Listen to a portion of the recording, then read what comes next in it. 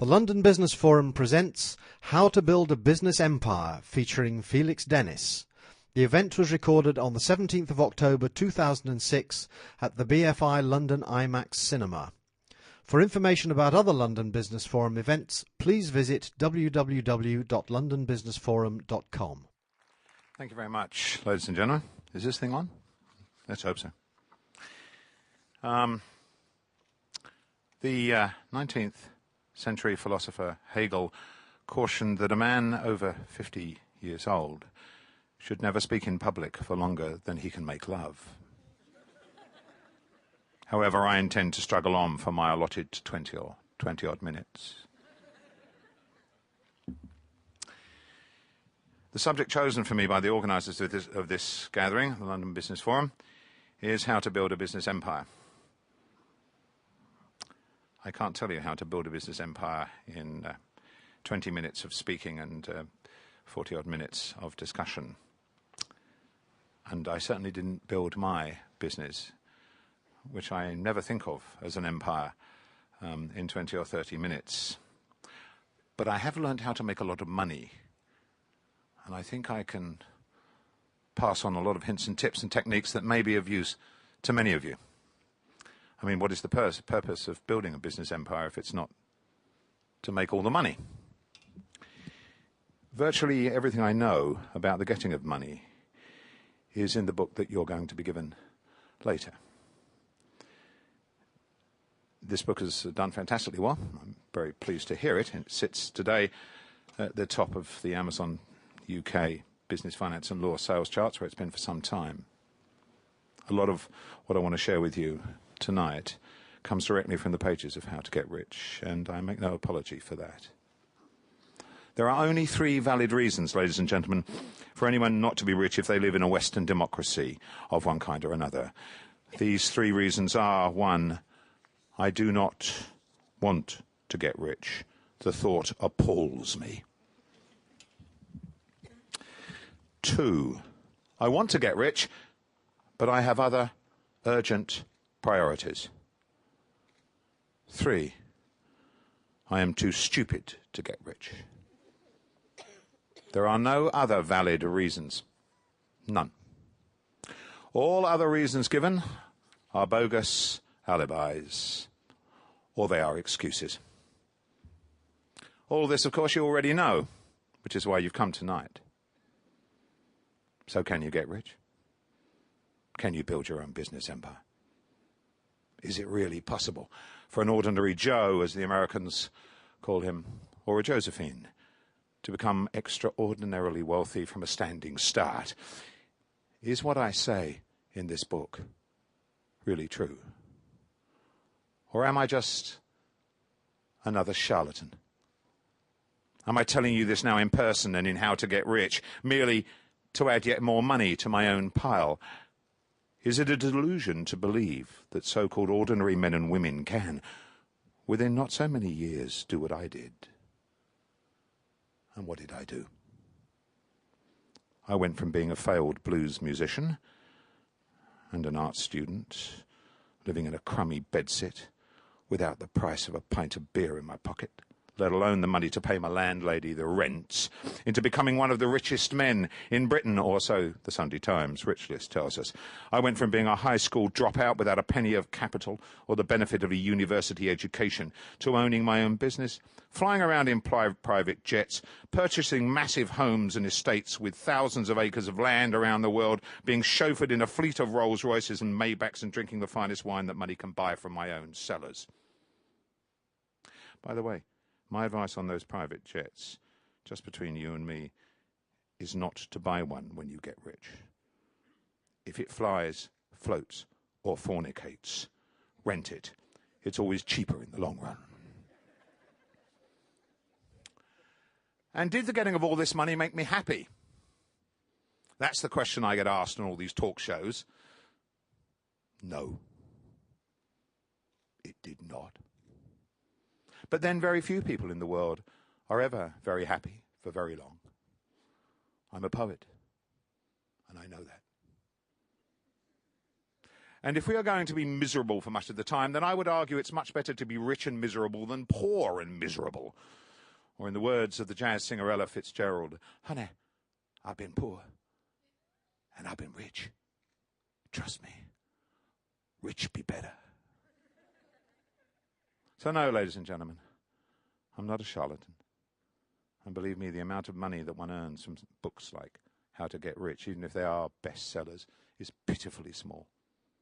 A few $100,000 at best. I would not have spent the time to write it and promote it if money were my main objective in writing it. I wrote it because what it tells you is true. You can be rich. You can build your business into an empire. You can do it. Anyone of reasonable intelligence who lives in a Western democracy can do it, given sufficient motivation and application. Anyone of any age, at any time, given that their health can stand it. Whether you will like yourself quite as much as you do now when you have done it is quite another matter. But you didn't come here to listen to me tell you how to like yourself. You came here to hear me tell you how to get rich. And the first lesson is that you can only get rich if you believe in yourself. To get rich, apart from the mirage of winning the lottery or receiving an inheritance, you must believe in yourself. You must believe it can be done. You must believe that you are the one to do it. For if you will not believe in yourself, then why should anyone believe in you?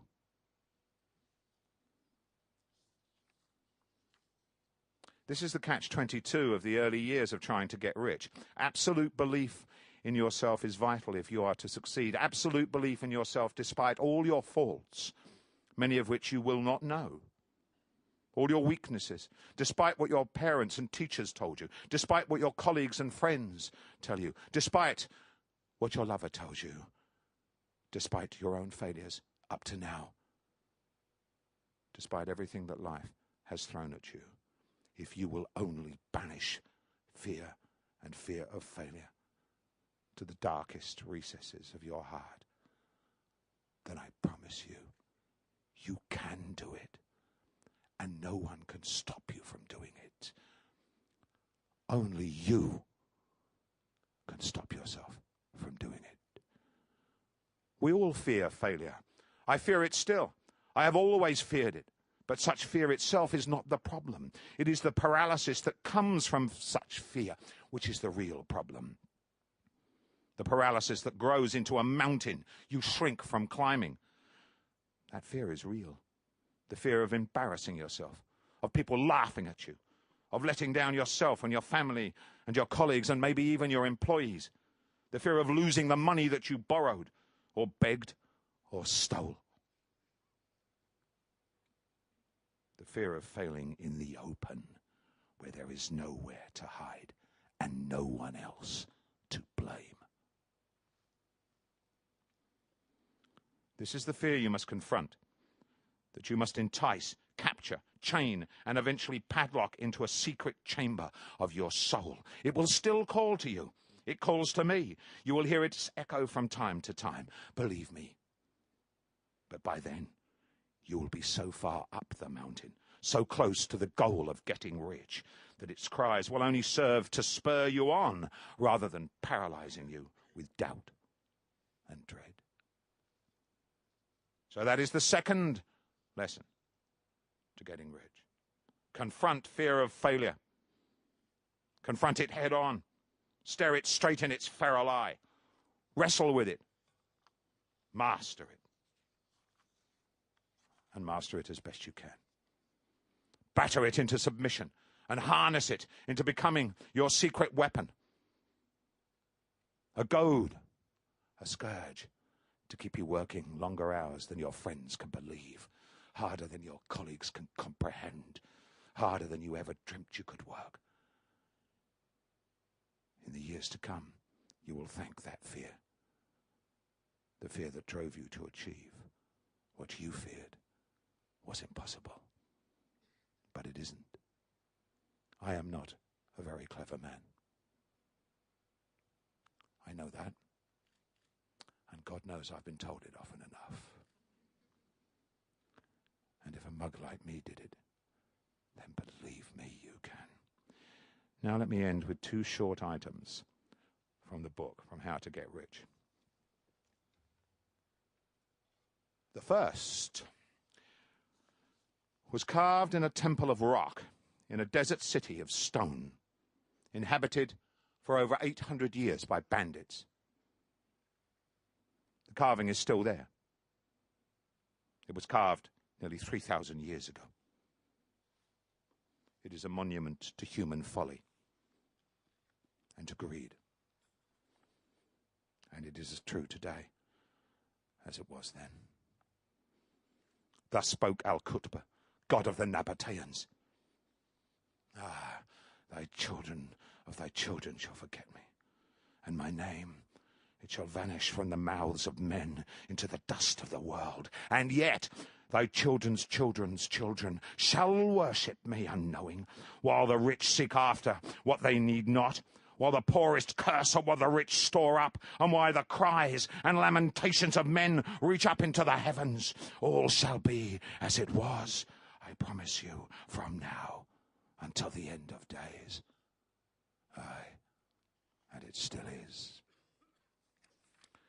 And now, for those of you who don't care about doggerel or poetry, or don't care about things written in stone temples on the Silk Road, here's a slightly more cheerful piece of doggerel for me to end with, which is in the book, and it's written especially for those of you determined to fall in the category of richer rather than the category of poorer. How to get rich. Good fortune. The fact is, the more that you practice, the harder you sweat, the luckier you get. Ideas? We've had 'em since Eve deceived Adam. But take it from me, execution's the key. The money, just pester a likely investor. To get what you need, you toady to greed. The talent, go sign it. But first, wine and dine it. It's tedious work with a talented jerk. Good timing. To win it, you've got to be in it. Just never be late to quit or cut bait. Expansion, it's vanity. Profit is sanity. Overhead begs to walk on two legs. And the first step, just do it and bluff your way through it. Remember to duck. Godspeed and good luck. Thank you, ladies and gentlemen.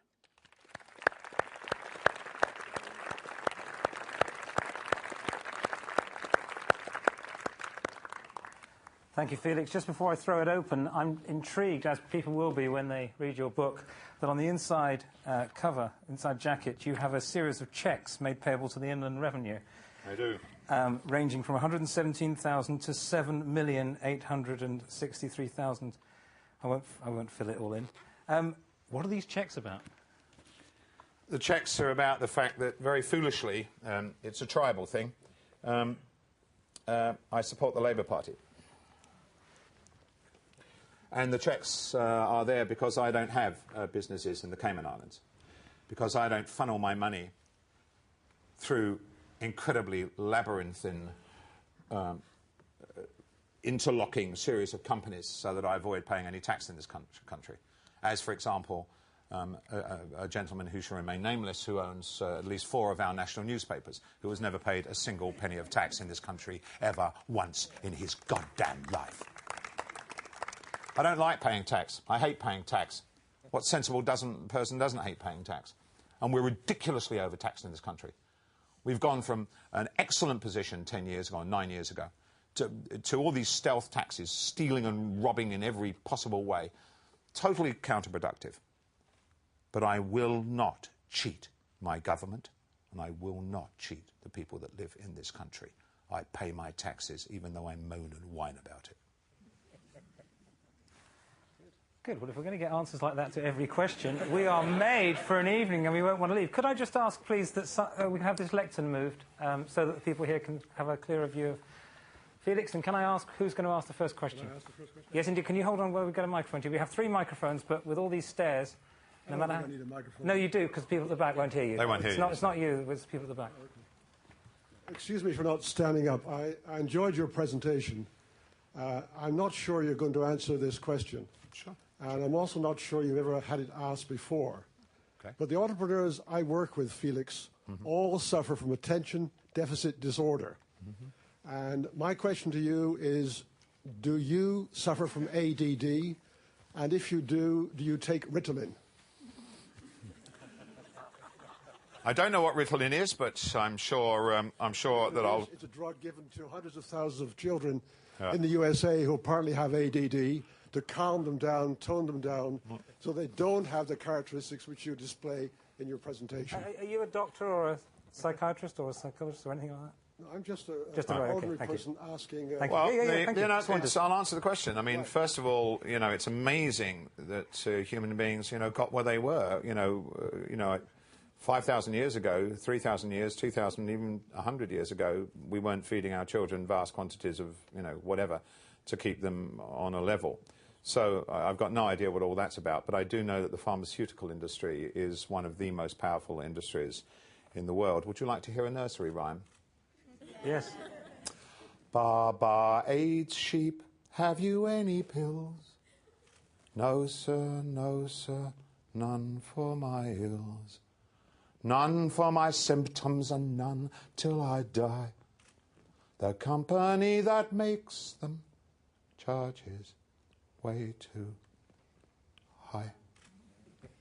So that's what I think of the pharmaceutical industry, except when I'm ill. I don't have attention deficit disorder. I employ large numbers of people that are much smarter than I am to keep tabs of where we are. And I've never been ashamed of turning to people and saying, I'm sorry, I've forgotten. What were we doing here and what's this meeting about? I don't mind doing that. Did we really agree that, the last meeting?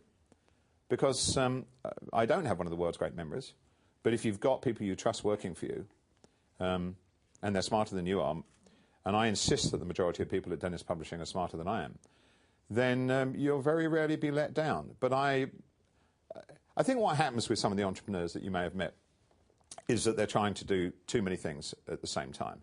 That's perfectly understandable. I mean, it's completely understandable, because they're desperate. Entrepreneurs are desperate people. They're absolutely desperate to succeed, and they will do whatever it takes. And if that means doing too many things at once, and they often come off much, much worse in public than they actually are. I mean, I can tell you as a matter of stone cold fact that Richard Branson is actually a really nice man. Thank you. Just briefly, that interests me because of the entrepreneurs I work with. Yeah. They don't even come within 100 miles of a book, and you've actually written a book. Can I just say, the entrepreneurs that what's your name? Brian O'Connor. Brian has met don't come within 100 miles or 100 yards of a book. And if I give an entrepreneur a book, Yeah. it disappears down the toilet or whatever. And to think of an entrepreneur actually writing a book is so totally out of character. Brian's I think what you people in need, the back can't yeah. hear. Brian is making the point that most entrepreneurs don't actually write books. Right. Well, it's very, very simple. I mean, all this book can do is give an edge to people that are determined to make money anyway. I can't make people determined to get rich or to build a decent business. I can't do that. I mean, in the end, it's within them or it's not within them. They either have that desire or they don't. If they do have the desire, all the book can do, and it will do, it will give them an edge, because the book is actually full of my business errors. The whole point of How to Get Rich is not Felix Dennis's greatest hits. It's Felix Dennis's losing Looney Tunes, the times I screwed up again and again and again. And I've done that to try and give people hope. Because when you first start out to try and start your own businesses, or you're working, you've been given a division inside a much, much larger company, and you've got to make a success of it, what tends to happen is that failures do happen, and people lose faith, they start to question, whether they're on the right track and so on and so forth. And if they just knew how many errors people like me have made in our lives, they'd feel pretty differently about it. Would you agree, Felix, that inside big companies, it's almost like personalities and ideas and the sort of belief that you talk about get squashed, and there seems to be a slight catch-22 that to build a business empire, I know you don't say you don't, but people here who want to, it's almost a complete opposite of what businesses are like, this sort of belief. What can these people do to get this thinking into organisations? It depends very much which direction they're coming from. You're like one of those South Korean, North Korean traffic cops. The pretty girls with the, aerator shades who are moving left, right, and centre and trying to stop, go, stop, go. If we're talking about people that want to start their own business, we're talking about something completely different than from somebody who wishes to succeed from within a large company. So if we're talking about somebody going to start their own business, there's only one piece of advice I'm going to give them, and that is, for Christ's sake, start it now and get on with it.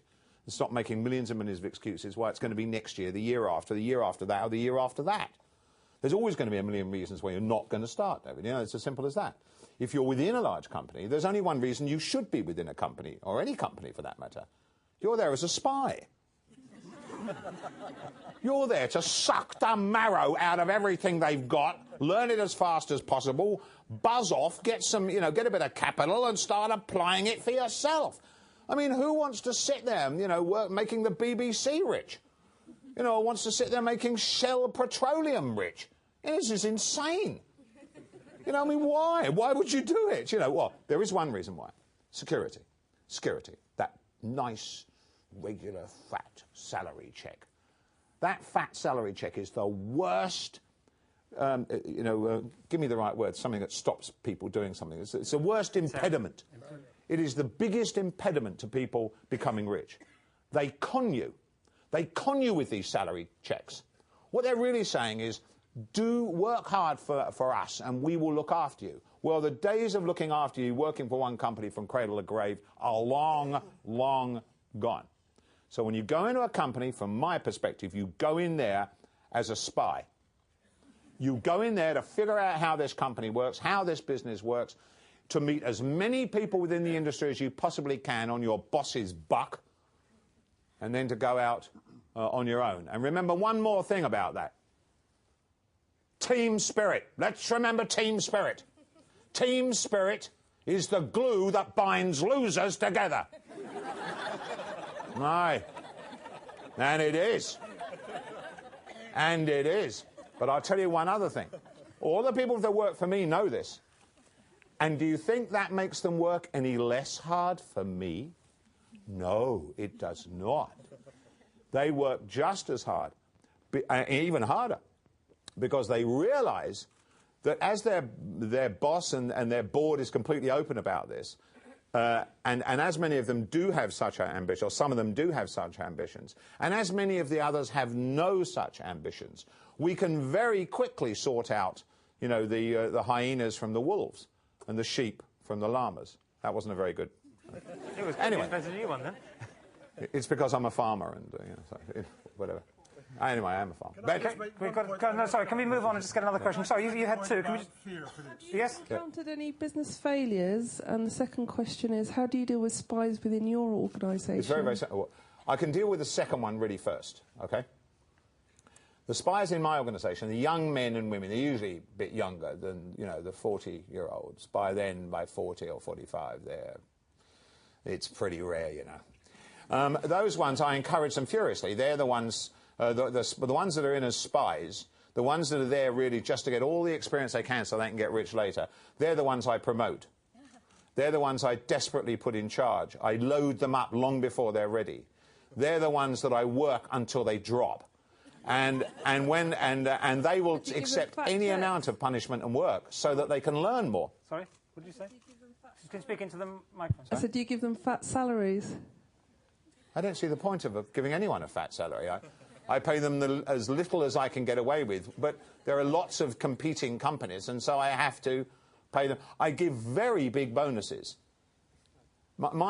you know like those big fish at the bottom of the ocean, in the deep ocean, that are just huge mouths and a starveling body. They're just on the bottom of the ocean, these massive, great mouths, because there's no food down there, catching everything that falls, but they haven't got a body. Well, Dennis Publishing is like that. The body bit is the salary, but the mouth is the bonus. I like to pay on performance, and we do pay on performance. I love people leaving my company. I love them to get on. I absolutely adore them going out there and showing my other managers what prats they were not to have kept them by giving them more responsibility. You won't lose anybody if you keep on giving them more and more responsibility. In the end, if you keep on loading talent up, it will stay, because it can't resist the challenge. Everybody seems to think that it's the money that bribes you into staying where you are. Well, it is for the majority of people who are not going to do anything. It is. But for those exceptional individuals, by giving them fantastic new opportunities and responsibilities to learn and to take on new challenges and stuff like that, you'll keep them until you can't find any new challenges, and then they'll leave you. So I love them. I welcome them in my company, and I worship young talent. I worship it. What about the business failures? Have you encountered any business failures? What do you mean, how many business failures? Look, I'm going to tell you this. This book will take you about between 6 and 12 hours to read, depending on how fast you read.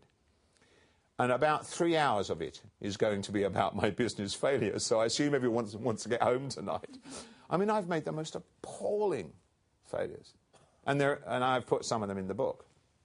What's been your biggest failure? Sorry? What's the biggest one? Do you mean an individual deal or a big failure, something that I should have done that would have changed the direction? That one, because that one.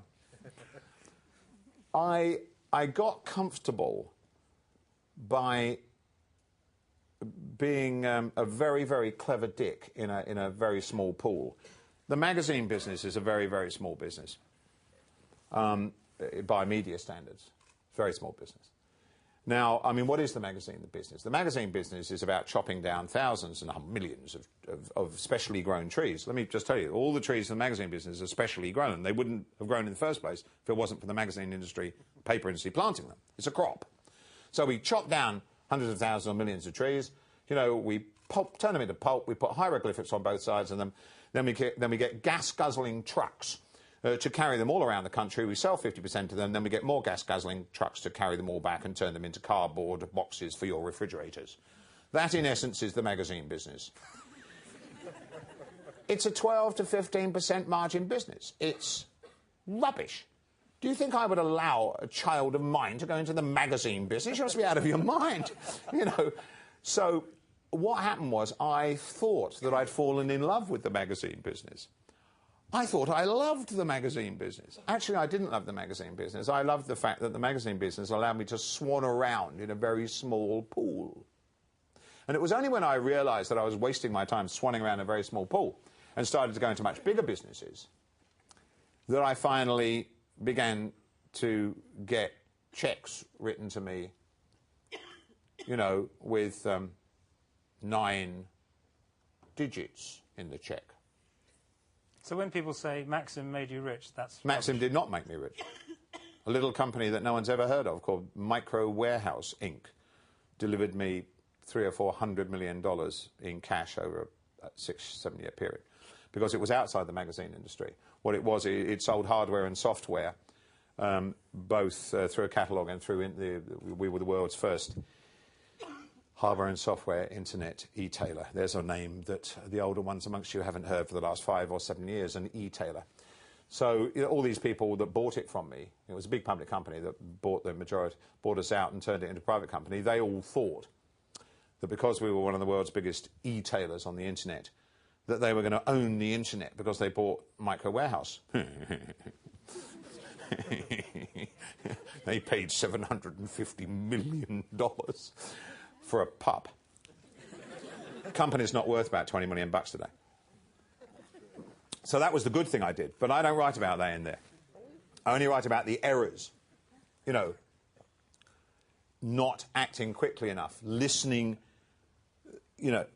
not listening to the people on the ground, sitting around too often with people in boardrooms instead of going down to the post room where the boys and girls sorting out the mail will soon tell you what it is that people want to read and what they don't want to read. You know, keeping magazines going when I should have shot them, you know, or even better, sold them to my rivals very quickly indeed, because they were going down the pan. No, we have to sort of trudge on, you know, trying to keep them alive, you know, and all that kind of stuff. The errors are endless, absolutely endless, and it's the ability not to continue to make error that makes the difference between somebody who is semi-rich, like me, and somebody like Richard or the EasyJet guy, who will in the end, or one of them already has, become, I mean, seriously rich. You know, you're talking about 2 billion quid. That's serious money, not 4 or 5 or 6 or 100 million pounds. One more question. While we're taking the question from them, please put your hand up for the question. I'll come back to you, Brian. Right, while we're taking the microphone there, you wanted to make a very quick point about failure, I think. Thank you very much. That's I a pleasure. appreciate you coming back to me. It's very, very quick. You spoke about what drives an entrepreneur. Yeah. And I would say, I would submit to you, Yeah. it is fear that drives an entrepreneur. And if you don't have the fear, you will not become an entrepreneur. Now, you use the word... Well, there's two types of fear, isn't there? There's several types of fear. Yeah, well, there's many types of fear. You use the word desire. Yes, well, there is desire. Is fear. Okay. Just in case you can't hear what's going on here at the front, there's a debate about whether it's fear that is the main driver or desire. Okay. And of course, as usual, it's both. Because on the one hand, everyone desires to be rich. Let me just ask this question. I'll come right back to it. I won't... No. Let me just ask this question. Just think for one moment. Is there really anyone sitting in this audience who would turn down or immediately give completely to charity, let us say, a £10 million bequest from an uncle you'd never met? So you get a call from the lawyer, he says, I got wonderful news, out of the blue, you never met him, he's dead already, you're never going to meet him, you can't thank him, but here's 10 million quid. Is there anyone who's going to turn it down? One. Any more? Fine, well, we've got Mr. Difficult down here, but...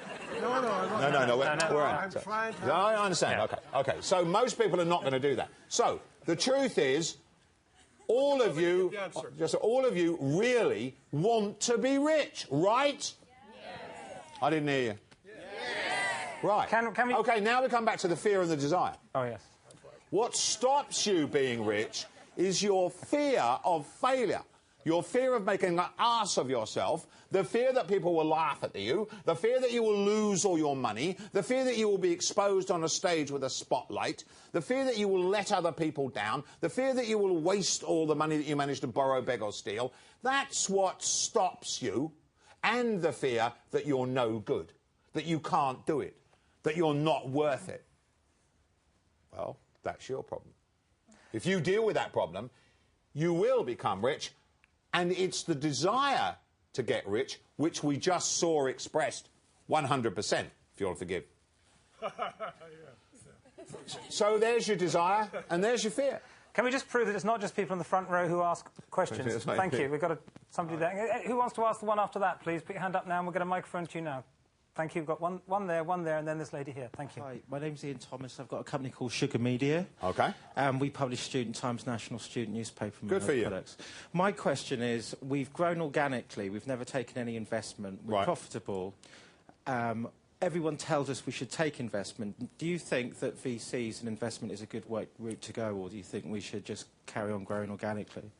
There's a whole chapter in this book that deals with the various ways of getting money. Could you wave your arm so I can just identify you? Yeah, thanks. There's a whole chapter here dealing with the obtaining capital. In fact, there's a section. It's not just a chapter. And the bottom line is that venture capitalists, I'm sure, are perfectly decent human beings, and I'm sure that they love their children and dogs. Certain of it.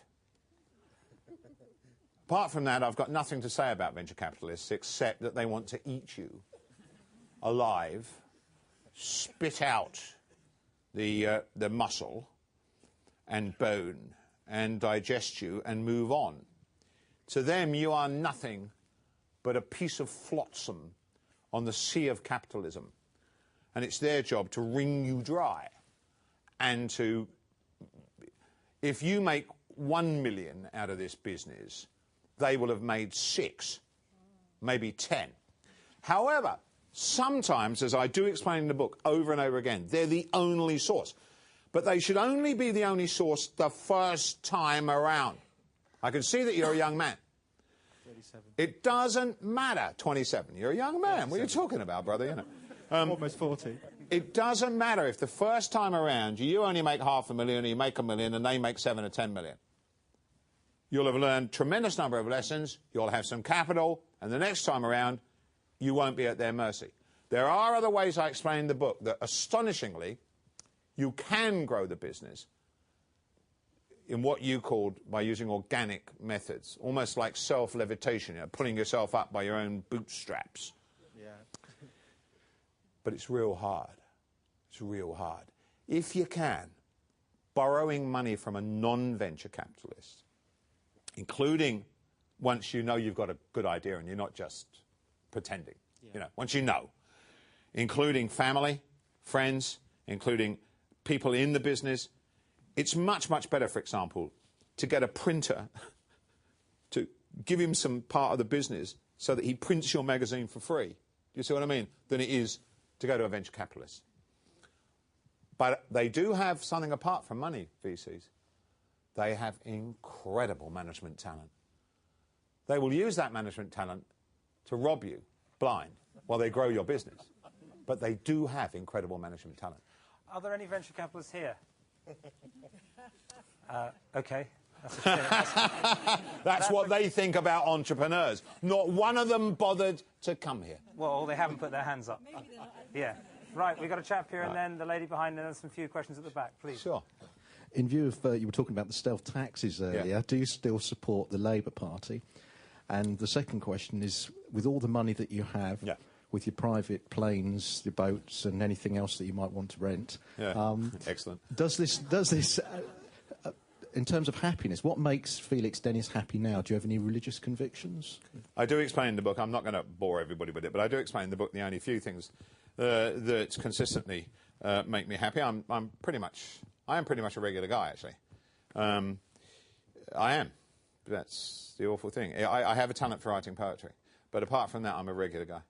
And the same things make me happy as make you happy. My trouble is, I don't know when to quit, and I can't quit. I can't quit because I'm like those. It was like, do you remember those of you old enough? And the saddest things in the world was watching Frank Sinatra, come on stage at the end of his career. This was a man who had a better voice than almost anyone except jazz singers, in the 20th century. To watch Frank Sinatra come on stage when he was 75 years old, with all the moves, all the timing, all the chat, and everything but the voice, was one of the saddest, things you're ever going to see in your life. And he couldn't quit because he still got the applause. Most of his audience was 80 years old, it was true, but he still got tremendous applause. And he couldn't quit the adrenaline. We'll come to the second part. And so, I think that the answer to your question is, I've compartmentalised my life. So there's a part where I'm, writing poetry 2 or 3 hours a day. There's a part where I'm giving back to the British people. I don't mean paying taxes. That's my duty, not my pleasure. Where I'm, creating, a forest in the heart, in the Midlands, in the heart of England. And then there's another side of me that wakes up every morning and says, I wonder whose arm and leg I can rip off so I can get some more money. And on that last part, have you always had that, or did it come at a particular time? Was there a particular, like your illness or going into prison? No, it came. It wasn't always there. It grew as you. It grew as I had some success and got richer, and then I met people. And you don't have to do a deal with a person to learn, a fantastic amount. And I met people. I met Jim Slater. God almighty. Very, very few people in this audience, know who Jim Slater was. Let me tell you. That guy literally could have sold refrigerators to Eskimos. And he was a robber, and he was a thief, He was wrong. But the power of him, you know, was just... And I met Robert Maxwell. I mean, what can you say? A guy that stole from his own pensioners. Well, there isn't any lower act if you're a capitalist. That's about as low as it gets, brother. But if you'd met him, the sheer, raw, naked power of the man. He was a bully. He was a rotter. Everything about him was wrong. I worship the ground he walked on. That sounds shocking, doesn't it? You asked a question about the Labour Party. Did you want to... Yes, in view of the stealth. It's gone. Oh. No worry, don't touch it. Maybe we don't One, like two, one, yes. two. That's it. In view of the stealth taxes that you were saying from the Labour Party, do you still support the Labour Party? It's a tribal thing. It's absolutely stupid. I would say, you know, I would say it's on a level of cretinism. But I had a life-saving operation when I was 3 years old, and that was paid for by the National Health. There's only 1 inch of difference between the Conservative Party and the Labour Party, and today there's no inches of difference. But there's only 1 inch of difference between the Labour and Conservative Party. And I still believe that in that inch is where most of my friends who didn't get rich live. Thank you. The lady behind? And then who's going to ask the next one after that? The chap there, and then... The lady up person there, yeah. We'll get to you all. Please. Hi. You said before just to go for it and drop the fears. That's right. So I'm in the process of doing that. Right. Could you give me just key, concrete things that one should have in hands before quitting a full-time job? Yes. 1, clear the deck. You've got to clear the deck. What do you mean? I'm coming on to it, David. There's no good you know, quitting your full-time job and going out into this business, whatever it is. There's no point in doing that. If you are going to have husband, boyfriends, girlfriends, mother, moaning, whining, constantly sapping your confidence, constantly pouring negativity in your ear just to try and get you back to earning that nice, safe salary check. I understand. My own mother, even today, sometimes asks me when I'm going to get a proper job. So, you've got to clear the deck. The second thing you've got to do is you must have a clear understanding. I'm not talking about some business plan, but you have to have a clear understanding what it is you're trying to do. And you must understand, step by step, how you are going to do it. I'm going to do this. If that fails, I'm going to fall back and do that. Then I've got to do this and I've got to get that. You have to have a clear methodology in front of you. That does not mean you're creating a business, one of them ridiculous things that I receive about 40 a week of. You know, business plans telling me, you know, how we're all going to become multi-billionaires. Never mind all that. You have got to have a clear understanding of what it is you're going to do and the steps you're going to take to do it. And then you have to, I don't know if you're going with a partner or just entirely on your own, go to a place. Go to a place on your own. I don't care where it is. I don't care if it's in front of your chimney or you go out in the middle of the New Forest. I don't care. Go to a place. Swear to yourself, I will not give in until they bankrupt me. Swear to yourself. It will hold you. You understand? When the going gets rough, when there's nothing left.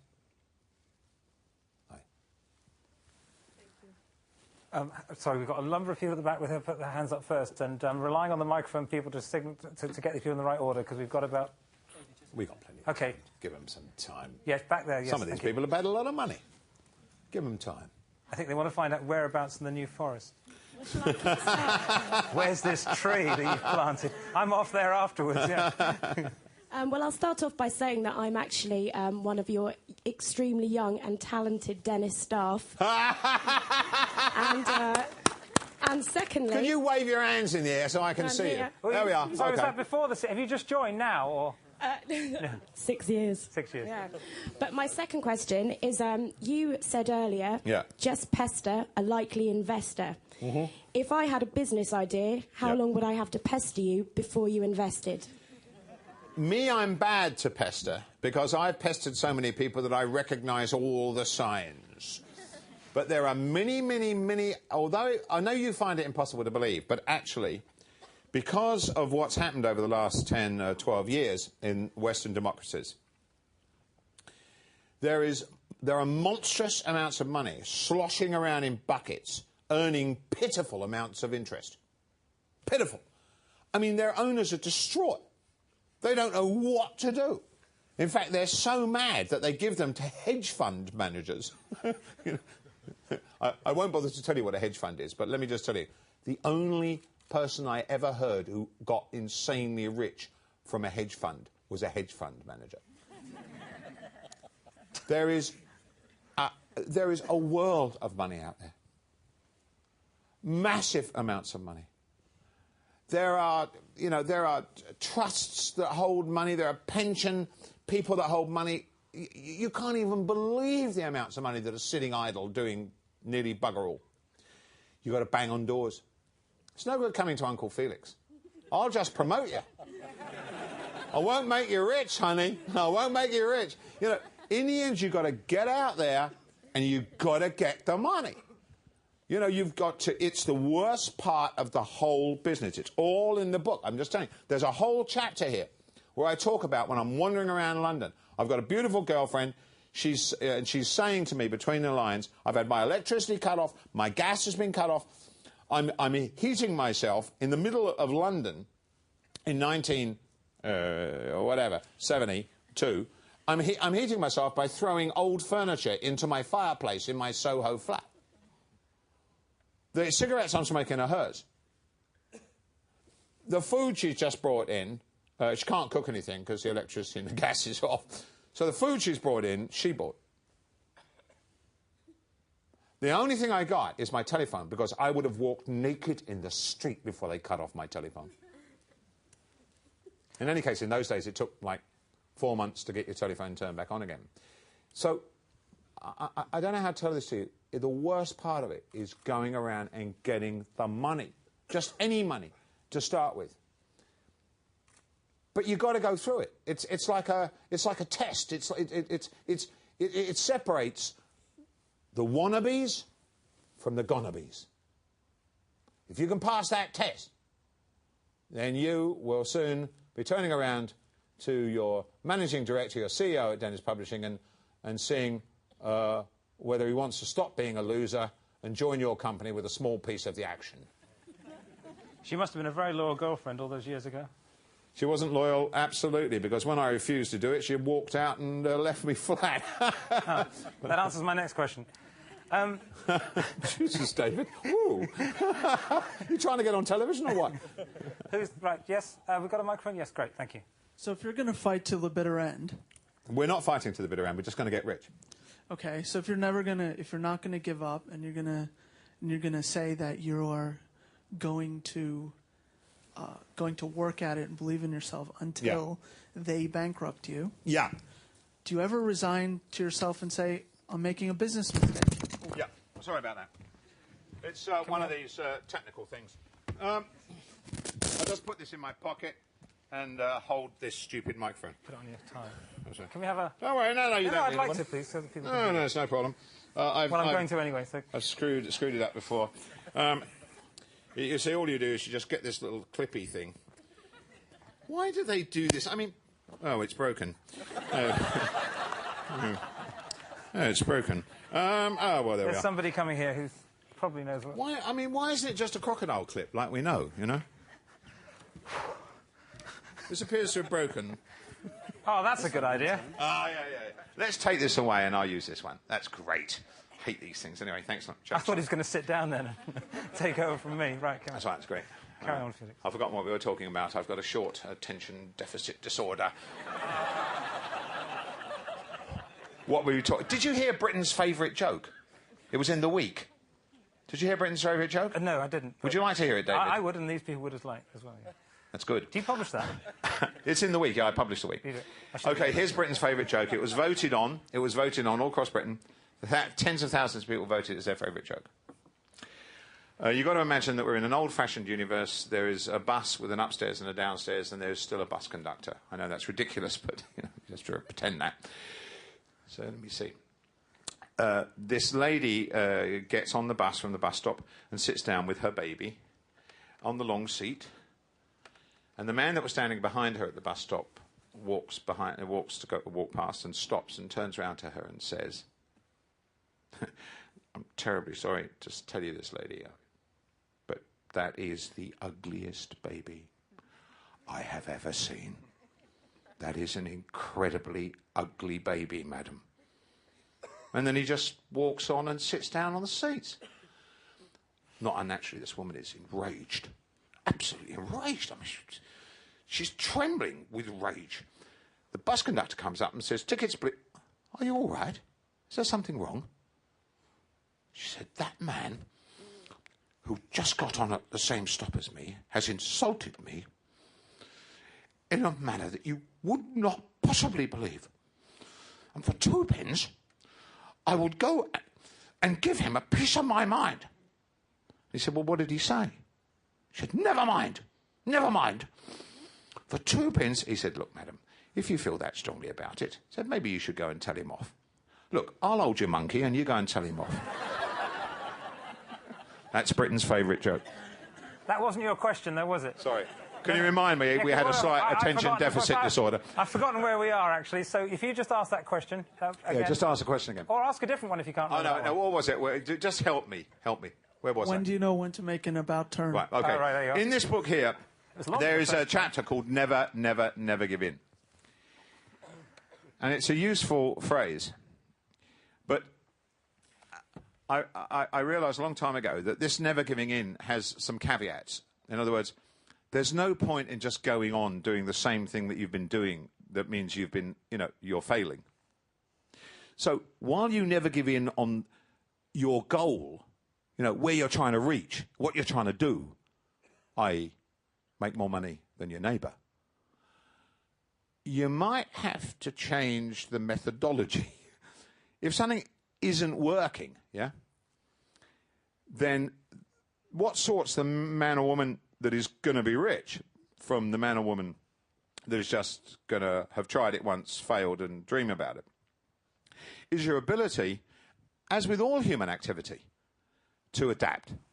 So you're going to say, okay, this isn't working. We got to change our methodology. We've got to change direction. We've got to try something else that's going to make this damn thing work. And if you're willing to do that and keep trying, listening to everybody that you know who's got any kind of sense, whatever, that you trust within, this particular industry or whatever, and if you're willing to change until it starts working, then they cannot stop you. For the very simple reason that in the end, you will get it right. And I had to do that many, many times. Many of the magazines I started were complete dogs. They're absolutely useless. And we all got together and we talked about it, and we started to listen to our readers, and we realized that what we were doing was completely wrong. And it's amazing how often entrepreneurs get the right idea and the wrong methodology and just go about it completely wrong. So, I mean, if you look at Steve Jobs and Apple, here is one of the richest men in America, literally a business genius. I mean, let's face it, the guy's unbelievable. In 1984, Steve Jobs owned the personal computer industry. He owned it. Lock, stock, barrel. There wasn't anyone to touch him. IBM? You're joking. HP? Forget him. What are you talking about? Dell? Didn't exist. Next? No one. So what does Steve do? Steve says, I'm never going to share my operating system. I'm never going to license it. I'm owning all the hardware. I'm owning all the software. I'm making it all. I'm going to make all the printers. And you're never going to be able to connect to any rubbish other technology. IBM buried him. They buried him. He had it all in his hand. Do you understand? All of it. Today, Apple isn't worth 5% of the personal computer market. It could have had 100% for 40 years. Because he would not adapt. And amazingly, a huge organization like IBM did adapt. And they buried him. Tell us, I'm intrigued. What's the worst magazine you've ever published, in your opinion? There's a magazine called PS. Please don't ask me what it was about. In that case... It was a women's magazine called PS. It was an absolute... I tried to create a catalogue for women that was a magazine. Yeah, it sounds like crap, doesn't it? You know, didn't work. But I spent a fortune. I spent about £2 million on it. How long ago did that cease publication? About 10 years. A lot of people in this room nodded when you said the name. Yeah, right. I keep thinking I know what you're going to say in response to this, and then you say something else which makes me think... Well, you say something else which makes me think, well, actually, maybe you'd say the other thing, and maybe it's kind of degrees between the two. Okay. How far would you say that making money is an end and a goal in itself, or alternatively, how far would you say that, from your own experience and from the experience of the people that you've seen and that you've worked with, being really good at something that you really care about is something that brings along the success and the money that goes with it? You remember rule 2. Number 2, there's only the second reason for not being rich. You know, I want to be rich, but I have other priorities. What it sounds to me like your other priorities is being really good at something you really love. I mean, I employ these people. You know, I have master joiners making me beautiful furniture. They absolutely love the fact they have a patron that will pay them what most of you would think is a ridiculous amount of money to make what really is antiques for the future. What they're doing for me is they're making antiques that will be bought in the future. And they're doing something incredibly difficult, incredibly skilled, that almost no one else could do. And they love every minute of it. But what chance have they of getting rich? 0. So you must choose. You sound to me like you're a torn person, brother. If you want to get rich, then dump all this stuff about doing what you want to do and what you love and start going after the main man. If, on the other hand, you've got something you really want to do and you really want to be good at it and recognized by your peers as being good at it, then that's perhaps the course that you should take. It's like, you know, some of the best movies ever made, the cameramen were geniuses. Did you ever hear of a billionaire cameraman? No. Did you ever hear of a billionaire movie producer? Yes. Can you just share what is it that you really love, that you want to do, and then Felix will tell you whether you can be rich? Actually, it was more of an abstract question than a personal question, but it's, I think that is probably the best answer. It's partly motivated by having seen and read a number of people in this kind of environment or through books in the same category of the shelves as yours. People saying, you cannot just pursue money for its own sake. You must find something that you can do and do that better. Let me just tell you about the people that write these books, okay? These are people that never made a million anything. The people that write these books like, Become a Millionaire in Your Sleep, How to Become a Genghis Khan Wall Street Warrior. Let me tell you about these a-holes. They never made a million anything. They never even made a million Smarties. They're worthless scum. Useless ticks. And those millionaires and billionaires that do write books, they don't write them, they're ghost-written. Yeah, they are, they're ghost-written. You don't think that Donald Trump actually bothers to sit and write anything, do you? Probably doesn't know what the alphabet is. You know, let's get real. You know, I'm not remotely interested in leading people on and creating a kind of you know, some kind of mystique about all this nonsense. In the end, if you want too much money, then make a decision that you do want it and go out there and get it, brother. And nothing can stop you. I swear that to you. Nothing in this earth can stop you apart from death. Nothing. We're going to take 3 more questions, and then other questions can carry on outside. There's one question there, one question there, and one question there. 4 then. 4. 4. We'll take the 4. He's a hard man, isn't he? Well, I'd love to carry on, but you've got some books to sign and we've got some wine to drink, and they might close the cinema. Yeah. I doubt it. OK, I'm happy. I've got a meeting at 10 o'clock tomorrow morning. I'm happy. Don't worry, my chauffeur is here. They won't close the cinema. OK. I believe you. You can meet Lloyd later. 7 foot of solid muscle. Thank you. Is it just me or can anyone? Yes. Sort of back there. I live very firmly by the policy that you should never, you never regret something you did. You only regret something you never did. And for that, and I firmly want to start my own business and I sort of ideally make myself get very rich through it. And I also agree with you that we should be doing something now where we are sort of trying to get as much benefit, so working through another company and reaping it for all we can to learn as much as we can. But when do you know that sort of ultimate moment that you've sort of learned as much as you can to be able to actually go out there? Is it all about having the guts to sort of leave the hamster wheel that I believe we are all in when we're sort of receiving salary checks on a monthly basis? Well, you are on a hamster wheel. How long have you been at this? How long have you been in the business you're in now? Where I am currently, 8 months. And the one before that? 4 years. That's enough. You're finished. You mean she's ready to start, you mean? You're ready to start? Yeah. You're finished now. Time to start. Time to start now. Right now. So when this minute, from this minute, even though you're going to go on working to them to get through Christmas so you can pay for the Christmas presents, even though you're going to do that, you should make the decision now that it's over. When Felix said that to you, you sat right back in your chair. What were you feeling when he said that to you? I suppose you need to be told by somebody. You know, ultimately, there are lots of us out there that want to do this, and there are lots of people that will die never having done the thing that they really wanted to do. But I think a lot of people just need to have somebody to say, do it. The great thing that you got going for you today that wasn't going several hundred years ago, and what has made entrepreneurialism possible, is that you cannot be arrested and thrown into prison for debt. This is a wonderful thing. Only 150 years ago... You almost persuaded her before you started this story. You know, when Charles Dickens was writing, not only could you be imprisoned for debt, you could be tortured for debt. Next time you start pointing the finger at Muslim countries, just remember what this country used to do to debtors. Never mind people from another continent or many other continents. Their own people. So, let me get this right. They can't torture you. They can't throw you in prison.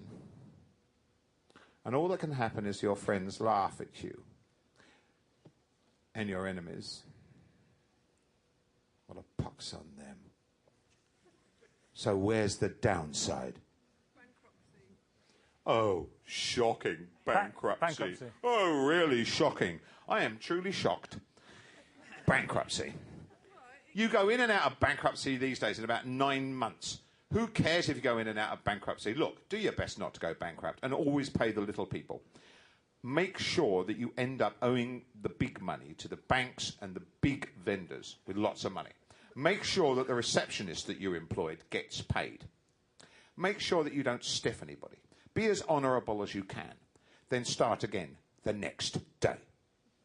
You say that to someone in the construction industry and they're probably going to lose their legs. I'm not in the construction industry. And I don't want to be. Can you carry that one on outside, please? Yes, right, we will. Yes. We will. We'll carry on that outside. Somebody up here. Yes, right, while you're waiting for the microphone there, I think this gentleman here's got a microphone. When is it working? Yeah. When and how and why will you decide to retire? And what will happen to your company? I mean, do you have a succession plan? Are you going to sell it, float it, hand it over to anybody you meet in the street, people who like poetry or whatever? You like poetry? I love poetry. Yeah. You like poetry? Yeah. His poetry particularly, yeah. The trouble is that, you know, he's not a real believer in poetry. You know, this is the problem. He's mocking it by being polite about it, you know. And is there anyone in the audience that didn't have a mother? Interesting. Here is a poem that I teach my godchildren to tell their mothers. And they can do so in front of me so they can't be smacked. Well, they can't be smacked anyway.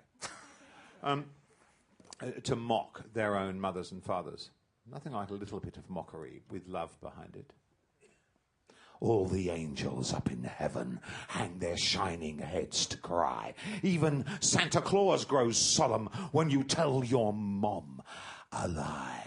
I'm sorry, that was the American bit, Mom. Sorry. when you tell your mum a lie. And the fairies in the garden who bring silver for your tooth, they will tell you, if you ask them, always tell your mum the truth. Of course.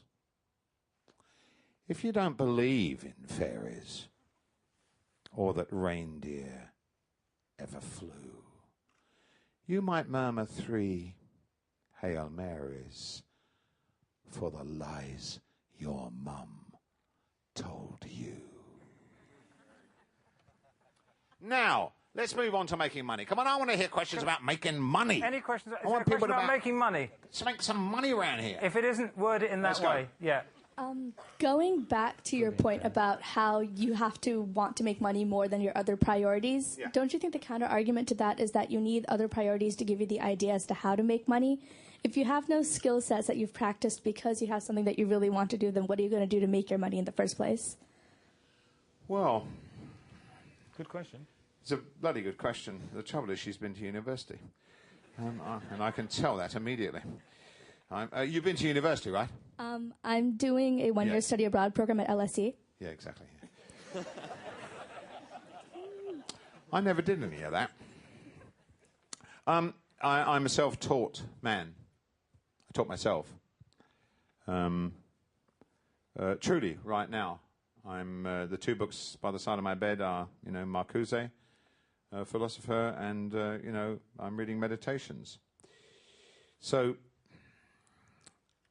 I've taught myself how to be a reasonable human being in the Western democratic mould. And I think that's very important. I think it's great to be able to sort of understand the fantastic wealth that the world has produced in the written world. I really think it's important. I do. I'm not mocking it. I absolutely love it. Sometimes when I read French poetry from the 16th century, I cry.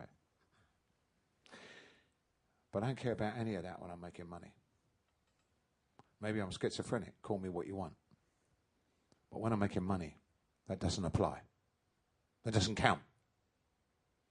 I don't care if the guy in front of me has been to university or not.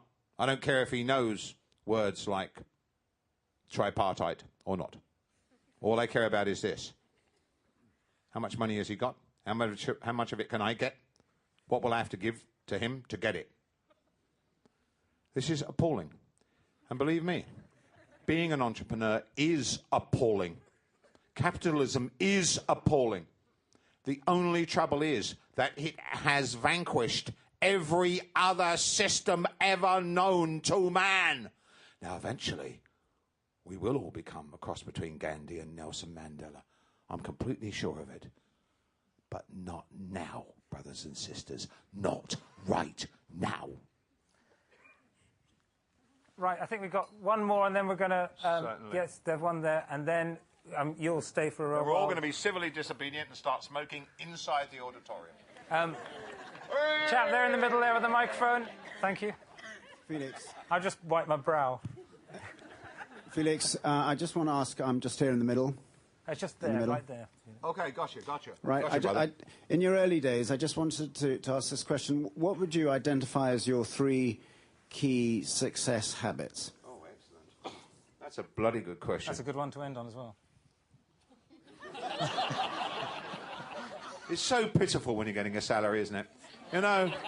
We're all having so much fun, and now it's his job to drive us out. That's an excellent question. Can I ask you what you do, sir? Would you mind if I did that? Yes, I'm a chartered surveyor. I then set up my own company, jumped out of the rat race, which I did for 5 years, and actually failed miserably in it. Yeah, okay. And I'm now wanting to get back in there, but it's this sort of courageous... So you're still earning a bit of money on the charter surveyor front to keep you afloat, so to speak? Just, yeah. Well, yes, I am, yeah. That's the wonderful thing, of course, about going to university, going to colleges, getting professional degrees. It always gives you something to fall back on. And there's absolutely no question about it, And in some cases, it can make you braver than you would be otherwise, because there is always something to fall back on. Yep. But on the other hand, it also means that you don't give the last 3%, because if you fail, you have something to fall back on. I never had anything to fall back on. The three.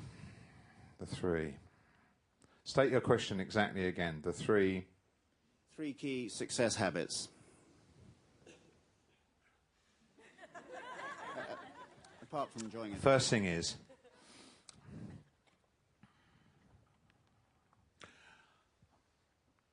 most of the people that got fantastically rich in the Western world in the last couple of 100 years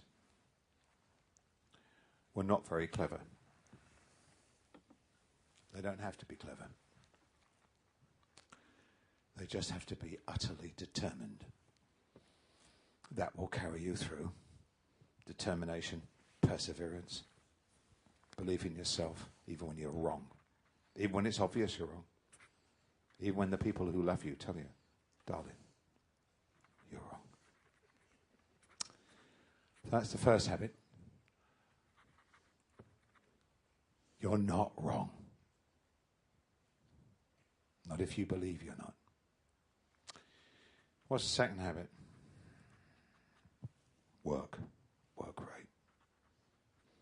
By God, when I was 25 years old, I could work like 16 hours a day. Go out, have a meal, curry, couple of beers, straight home, bed, up, back. 16 hours. Out, Soho, curry, 2 beers, go to bed, up, out. It was terrifying to watch. When I think back about it now, I come out in a cold sweat. I can't believe I did that. I can't believe I did that. But I did do it. And I kept doing it. And I failed again and again and again. I never went bankrupt, but only because it wasn't worth bankrupting me. It's the only reason I never went bankrupt. Nobody could be bothered to do it. But I kept working. Wouldn't stop. Never did stop. And my dear lover, Mary France, will tell you, I never have stopped. Maybe that's not such a good thing, but it will absolutely make you one of the richest men or women in your own country, wherever you are. Third habit. Let's think about third habit. I know what it is.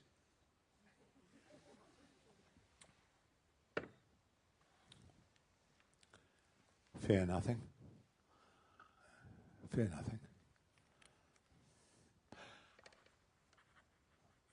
I'm a poet and philosopher now. Meet a lot of people. Make sure I do. Not too long ago, I met a very interesting Catholic priest. Good man. Works damn hard and doesn't mess about with children. Fantastic bloke. Totally changed my ideas, really, about what being a Catholic priest is. Seriously. It was interesting. In the end, I had to turn to him and say, you know, look, you believe one thing, you know, that there is, you know, a God, kindly or not, or whatever, judgmental, not. You know, there's a book that's got truths written in it. I mean, I can point out to you, Father, that I could show you 25 other books that have other truths written in them. So somebody's got to be wrong. But leaving the book question aside, you know, we're going to die, right? All of us. You're going to die. You, right there, you're going to die. You see you with the pretty hair? You're going to die. You're going to die. You, right there with the red tie, you're going to die. I'm going to die. If you're going to die, why would you fear anything?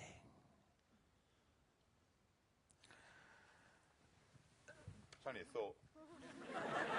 Ladies and gentlemen, I know that you're going to get a free book. I just want to say one thing for self-advertising. Always promote your own product. Just remember this. I can give you a lot more books while I'm signing them for you at very, very reasonable prices. We've cut the prices ridiculously. You know, it's not the $16.99 that the wretched publishers say it is. And it's going to be much cheaper. And think of this. Christmas is coming. You have sons, daughters, brothers, aunts, uncles, you have grandparents, and you have grandchildren, and I would be happy to sign their books as well. And that is the only reason I came, so that you would take away with you more than one bloody book. And ladies and gentlemen, thank you so much for a lovely evening. Thank you very much indeed. Thank you. Thank you very, very much. If you enjoyed listening to this event, you can find details of other forthcoming events at www.londonbusinessforum.com or by phoning us on 020 7626 9001.